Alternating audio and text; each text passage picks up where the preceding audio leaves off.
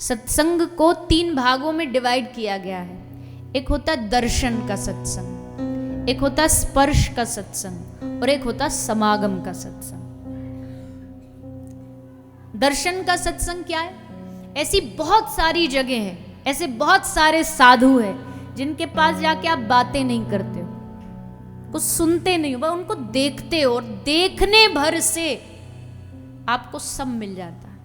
हृदय एकदम भर जाता है कि आज जब उनके पास गए ऐसा लगा सारे प्रश्नों का उत्तर मिल गया, जबकि एक शब्द ना बोले, ना वो बोले ना आप बोले, बस देखे, मुस्काए, नजरों ने नजर से बात कर ली, रहे रहे दोनों खामोश और बात कर ली।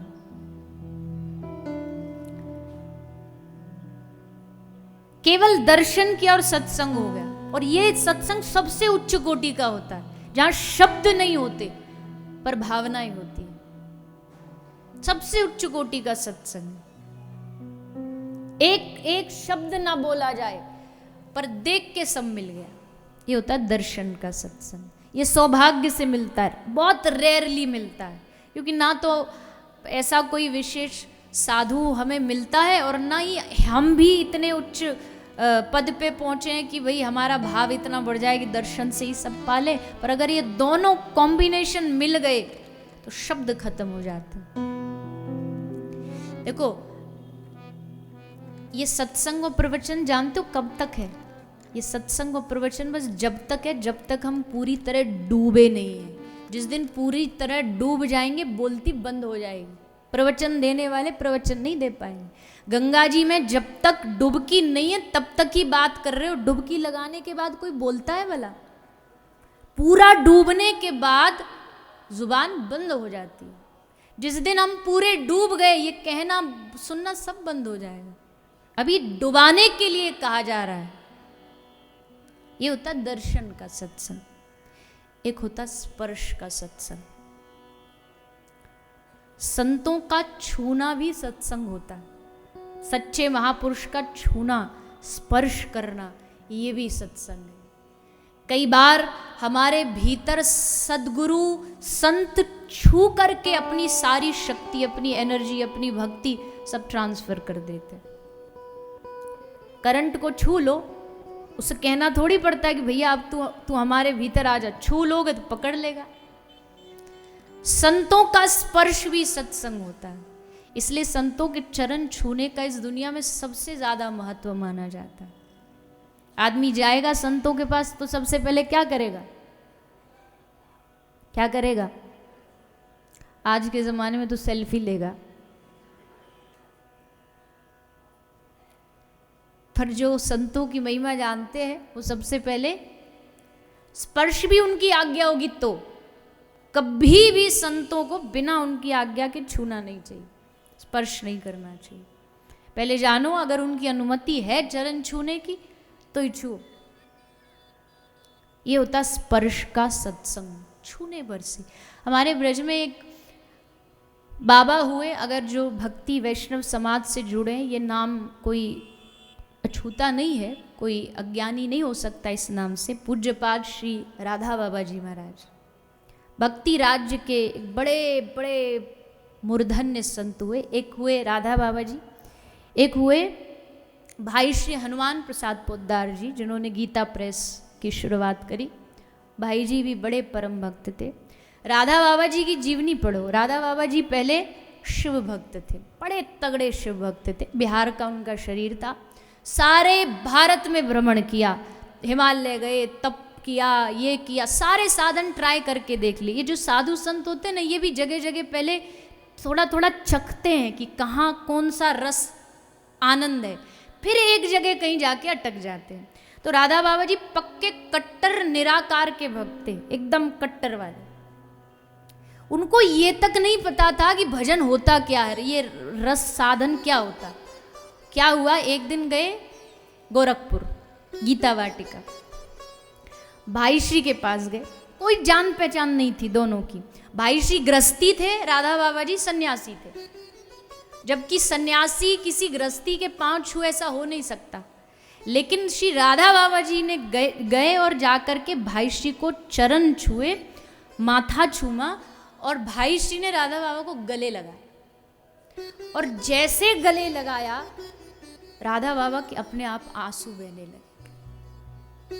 राधा बाबा अपने आप से पूछ, सन्यासियों की कुछ मर्यादाएं होती है, जैसे सन्यासी बहुत ज़्यादा भरी सभा में नाच नहीं सकता, सन्यासी रो नहीं सकता, क्योंकि उसकी एक अपनी एक कट्टरता होती है, लोगों के मन में एक भावना होती है कि भाई ये तो सन्यास धर्म को निभाने में। राधा बाबा ने जैसे देखा मैं गले लगाया, मैं रो रहा हूँ, रोता जा रहा हूँ। वहाँ कीर्तन चल रहा था तो राधा बाबा को ये तक नहीं पता था कि कीर्तन होता क्या है। जब पहली बार घुसे तो बोले ये लोग कर क्या रहे हैं, इतना तक भी नहीं था। और जैसे छुआ भाई श्री ने, आंसू आए, एक क्षण लगा राधा बाबा का पूरा जीवन बदल गया। और इतना भजन किया, जीवनी में लिखा है कि वो 4-4 घंटे छत पर खड़े हो जाते थे, जहां से कीर्तन की आवाज आती थी ना, भरी धूप में वहां खड़े सुनते रहते और रोते रहते। और उनकी अनेक रचनाएं, इतनी सुंदर सुंदर ग्रंथ उन्होंने लिखे। छूने का सत्संग, इसको कहते स्पर्श का सत्संग, दर्शन का, स्पर्श का, और तीसरा समागम का, जो हम कर रहे हैं, जो यहाँ पर किया जाए। मैं तो खैर ये भी कहती हूँ, ये भी मुझे लगता है सत्संग नहीं, प्रवचन है, क्योंकि सत्संग और प्रवचन में भी अंतर होता। प्रवचन हम जैसे लोग करते हैं, जिनके अभी मन में तो कुछ उतरा नहीं है, वह बोलते बोलते भरे। पर सत्संग वो होता है जिसका जीवन का एक एक कथनी उनके हृदय में बैठी हुई है।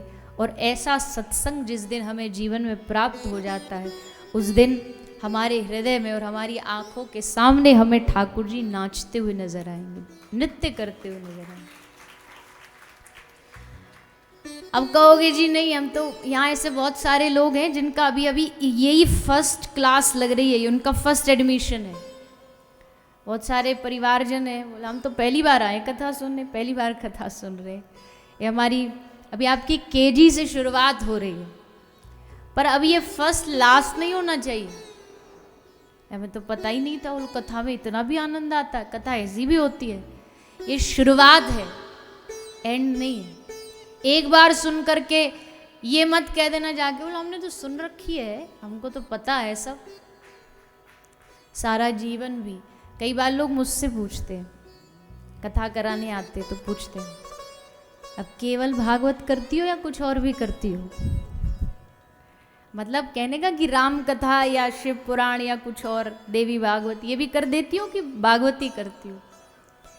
तो देखो, जो करते हैं वो तो बड़े सम्माननीय मेरे लिए, कि भाई जो ऐसा कर पाते हैं कि राम कथा भी, कृष्ण कथा भी, शिव सब कथा, सब पुराण कह लेते हैं।